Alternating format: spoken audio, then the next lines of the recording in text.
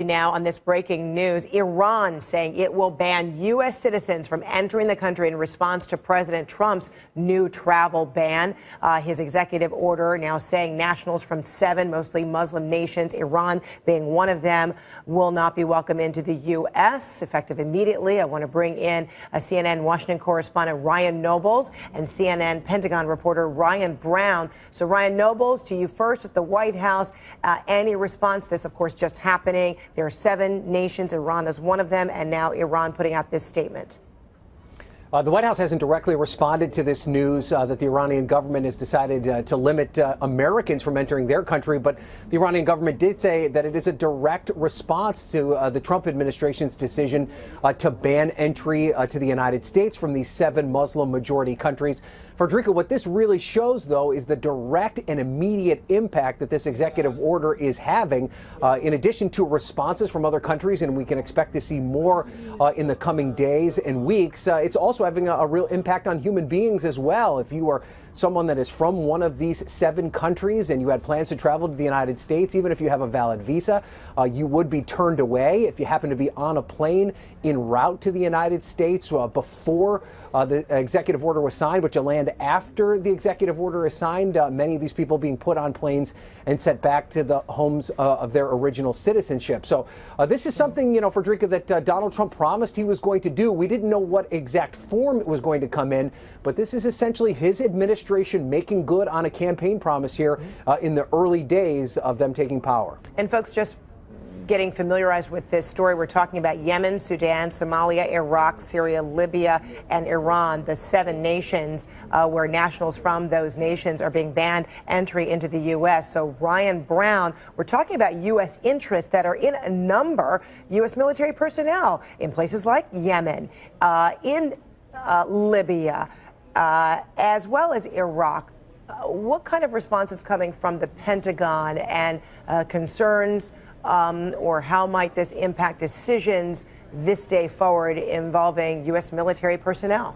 Well, that's right. I mean, one of the things that was actually in a draft of this executive order that actually didn't make it into the final cut was an issue of establishing safe zones in Syria for refugees. So the Pentagon was kind of, I think, a little bit happy to see that not make it in the final order. But on these other issues, I mean, as you said, the Iranians called it a gift to extremists.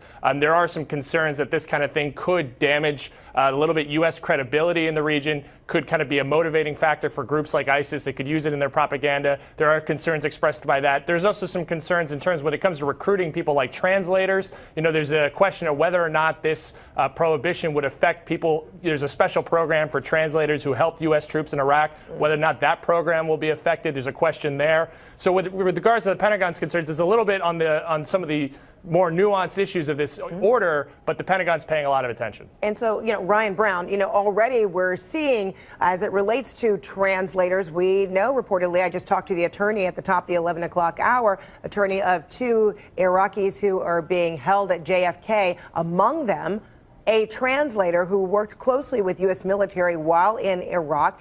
He and his family, lives had been threatened. He went through the extensive refugee, emergency status, filing for a visa, waited 2 years, and now stuck at JFK. So as we know, just exemplified by these 2 cases, it has and is impacting someone who has worked closely with the U.S. military for U.S. interests abroad. Well, that's right. That's right. And the Pentagon hasn't addressed these specific cases individually yet. I mean, this program is actually administered by the State Department, bringing in the translators under this, as you said, this vetting program.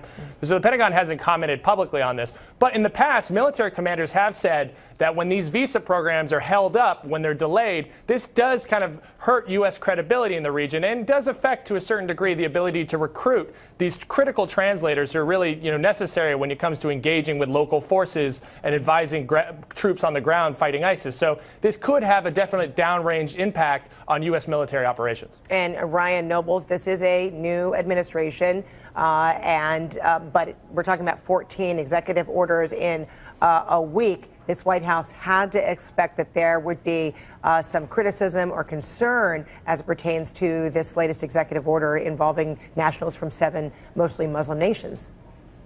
Well, I'm not so sure, Frederica, that they are concerned at all about the criticism. As I said before, this is something that they campaigned on. This is something that they firmly believe is something that needs to be put in place to protect American citizens. But you're right.